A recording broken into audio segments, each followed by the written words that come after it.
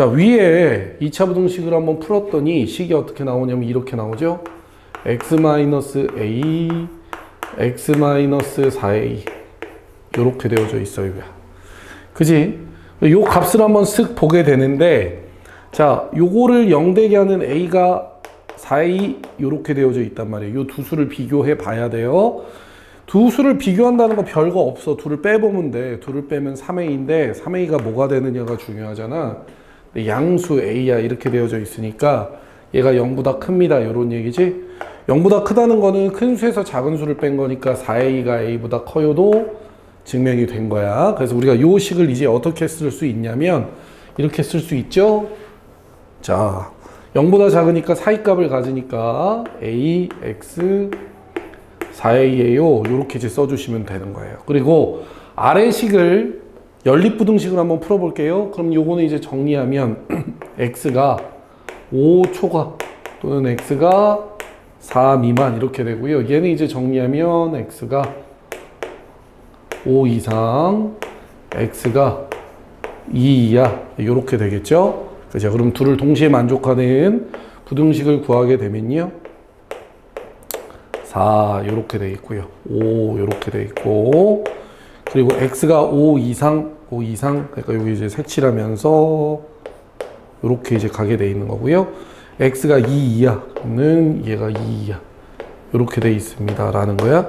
자, 겹치는 부분을 봤더니 x가 2 이하인 부분이랑 x가 5 초과인 부분이죠.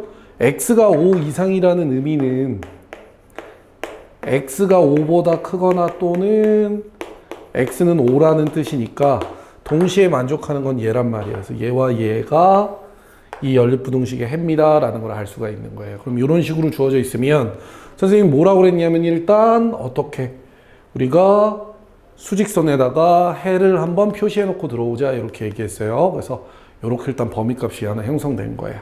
그러면 여기 a 초과 x 4a가 얘를 만족하는 게 얘를 만족한다가 어떤 뜻이냐면 요 범위가 요 범위에 포함된다는 얘기야. 알겠죠? 범위가 포함된다를 우리가 만족한다 이렇게 얘기해. 요 만족에다가 동그라미 치고 범위가 범위 내에 존재한다. 이렇게 얘기할 수 있겠다는 거예요. 그럼 무슨 얘기냐? 얘가 크게 a 초과 4a 미만이라는 모습, 실제로 우리가 그림을 그리면 이런 막대기의 형태처럼 보일 텐데 이 막대기가 이쪽의 섹션에 들어올 수도 있고요. 또 반대로 오른쪽 막대기의 섹션으로 들어올 수 있겠지. 그래서 그 경우를 한번 살펴보자라는 거예요. 그럼 여기 있습니다라는 거야. 그러면 우리가 이렇게 얘기할 수 있어. a가 2보다 작고요. 4a가 2보다 작아요라고 얘기할 수 있는데 가만히 얘들아 한번 생각해봐. a와 4a 중에 4a가 크잖아. 그러면 4a가 크니까 큰 수가 2보다 작으면 작은 수인 a가 2보다 작은 거는 당연한 거야. 그러니까 이건 조건으로서 성립하지 않아. 그러니까 이것만 조건으로 성립하는 거죠. 그럼 a가 어떻게 되니? 2분의 1보다 작아요. 이렇게 되는 거야. 근데 a가 양수라고 했으니까 0보다 큽니다. 이렇게 되는 거죠. 그죠? 근데 중요한 건 뭐냐면 항상 등호의 성립 여부란다. 그래서 어떻게 돼요? 얘가 어떻게 돼?